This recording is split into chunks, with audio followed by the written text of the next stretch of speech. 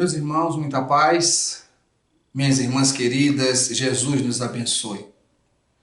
Jesus foi e continua sendo o ser mais perfeito e integral que já pisou em nosso planeta, em nosso planetinha azul.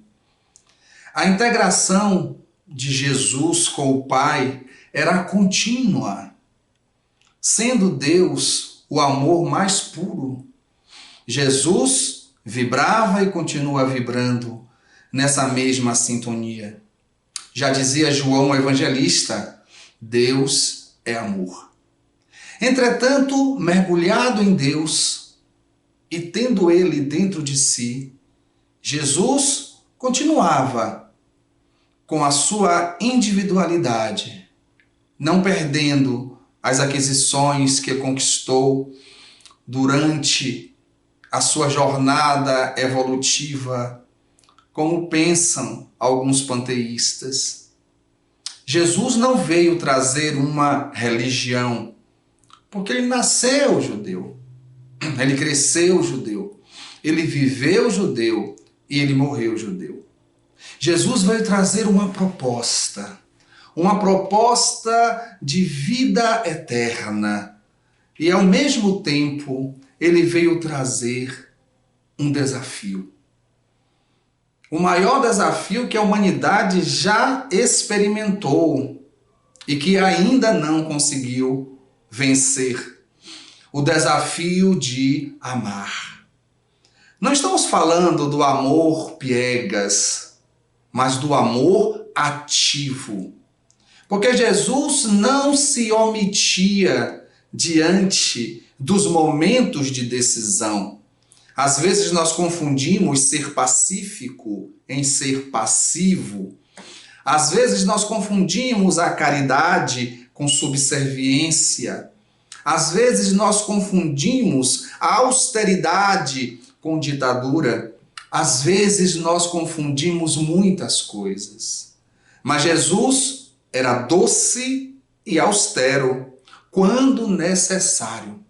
O amor de Jesus era um amor ativo, de tal forma que ele defendia os fracos.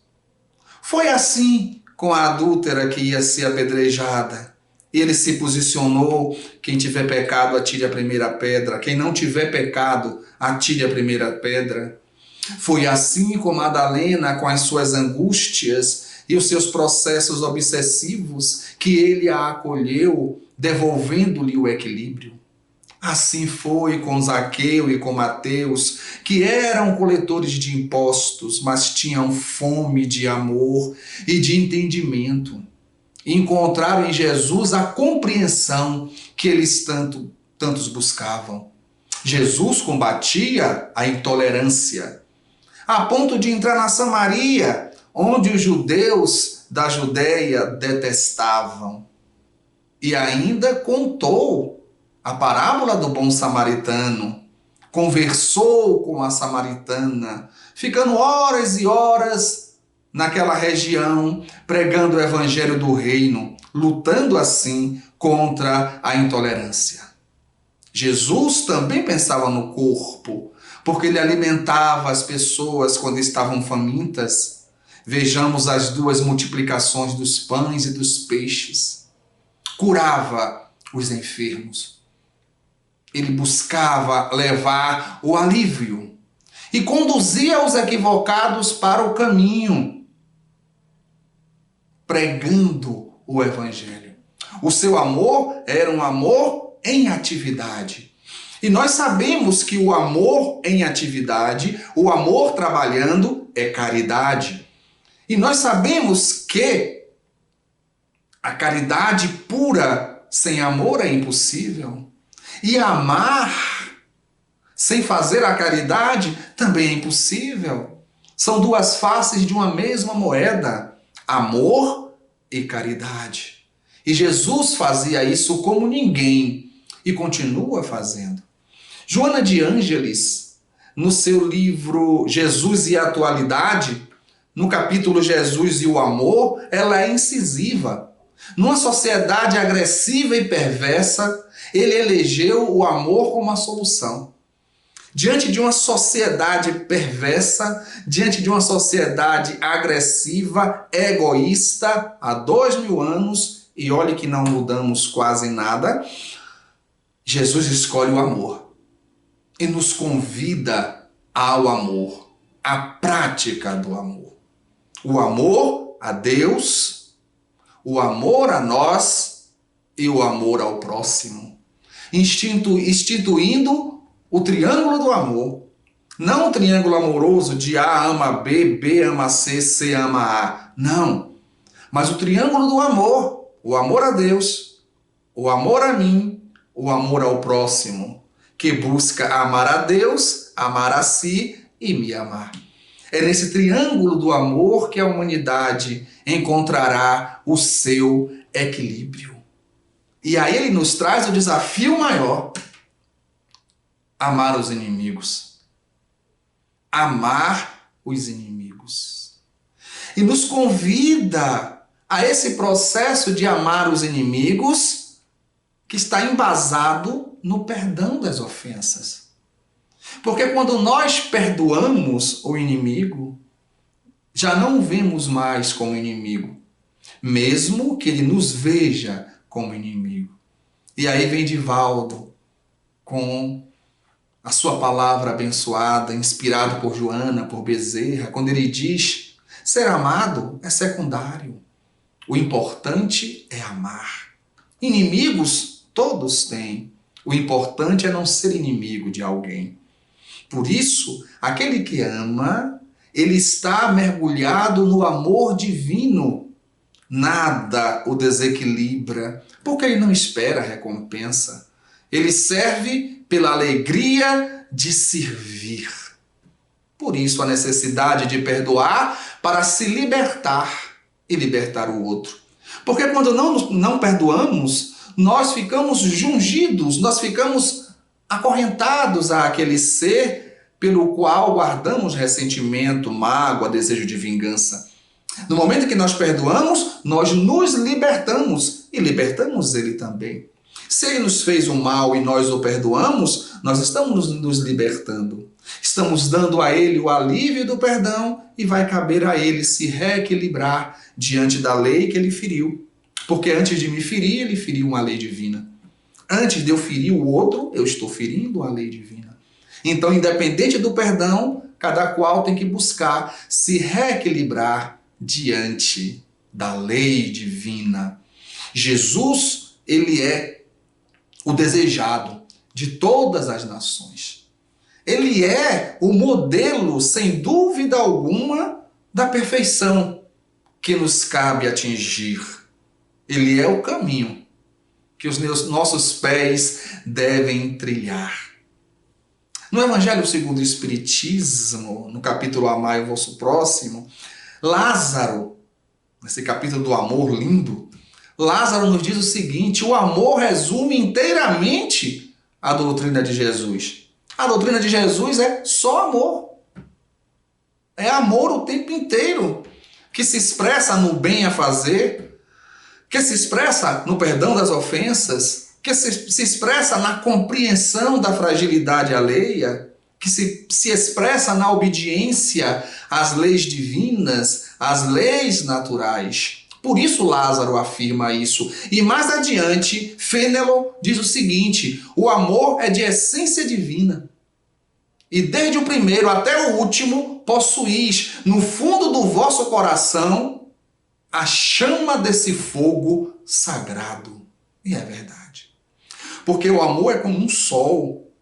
Em torno do amor, como se fossem planetas, estão girando todas as virtudes que caracterizam o homem de bem. Todas as virtudes que caracterizam o espírito elevado, evoluído. O amor é esse fogo, o amor é esse sol que faz expandir, crescer todas as virtudes divinas que recebemos como sementes, para que fossem germinando, crescendo, frutificando à medida em que nós crescemos e nos sintonizamos com a vida. E falando de amor, nós também amamos. Só que o nosso amor ainda não é o amor que plenifica. Nós estamos namorando com o amor verdadeiro. Estamos começando a saborear esse amor verdadeiro. Somos habitantes de um mundo de quarta categoria, mundo de provas e expiações. Consequentemente, o nosso nível ainda não nos permite entender na sua sublimidade esse sentimento. Mas chegaremos lá. Então nós amamos Jesus. Amamos. Do nosso jeito, mas nós amamos Jesus. E onde encontrá-lo? Muitas vezes na meditação, na oração, na reflexão. Mas Jesus nos mostrou o caminho de onde encontrá-lo verdadeiramente. Está lá no Evangelho, quando ele diz assim: eu tive fome e você me deu de comer. Eu tive sede e você me deu de beber. Eu estive nu e você me vestiu. Eu estive doente e você me visitou. Eu fui estrangeiro, você me acolheu. Eu estive preso e você foi me ver. E nós perguntaríamos: mas quando, Senhor, estava com fome e te demos de comer? Quando estava com sede e te demos de beber? Quando estava nu e te vestimos? Quando estava doente e te visitamos? Ou foi estrangeiro e te acolhemos? Ou quando estavas preso e nós fomos te ver? Quando fizerdes a um desses pequeninos do meu Pai, pensai que é a mim que o fizestes. Isso quer dizer que nós vamos encontrar Jesus no outro. Nós vamos encontrar Jesus no próximo. E tudo aquilo que fizermos ao próximo, estaremos fazendo a Jesus. E se nós amamos Jesus e Jesus está no próximo, vamos encontrar Ele lá. Nos miseráveis, nos doentes, nos incompreendidos, nos perseguidores, nos vingativos, nos que são odiados. Vamos encontrar Jesus lá esperando o nosso acolhimento, o nosso carinho, o amor, porque Ele está aonde está o doente. Ele veio para os doentes. Ele veio para nós. E nós falamos que a caridade e o amor são inseparáveis, a ponto de, em algumas traduções, a palavra amor é traduzida como caridade.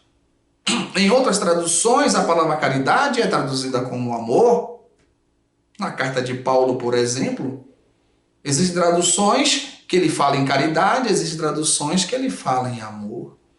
Quando ele fala assim: se eu falasse a língua dos homens e falasse a língua dos anjos e não tivesse amor, eu seria como um sino que soa, um símbolo que retine. Se eu conhecesse de todas as ciências, de todos os mistérios, se eu tivesse a fé capaz de transportar as montanhas e eu não tivesse amor, isso de nada me valeria. E se eu desse todas as minhas roupas, as minhas coisas, os meus bens aos pobres, se eu desse até o meu próprio corpo para ser queimado em holocausto, em praça pública, e eu não tivesse amor, isso para mim de nada valeria. O amor não é egoísta, não é vaidoso, não é prepotente. O amor não folga com a mentira, mas se alegra com a verdade. O amor tudo doa, tudo sofre, tudo renuncia. O amor não acaba nunca. Mas as línguas se calarão. Se calarão. Os dons se acabarão. Mas o amor, não. Quando eu era menino, eu vivia como menino. Falava como menino, transcorria como menino, mas depois que eu me tornei homem, não cabe mais fazer as coisas de menino. Agora nós vemos como se fosse um espelho embaçado. Agora nós vemos em parte. Mas quando ele vier, nós veremos face a face. Agora há 3 coisas: a fé, a esperança e o amor, caridade. Mas das 3, o amor, caridade, é o mais excelente de todos. Que Jesus nos abençoe. Que Ele esteja conosco para a grande luta que é vencer a nós. Que Jesus nos ajude a passar por essa longa madrugada e possamos vislumbrar a alvorada, com o sol nos convidando à experiência e à alegria de uma nova era. Jesus nos abençoe.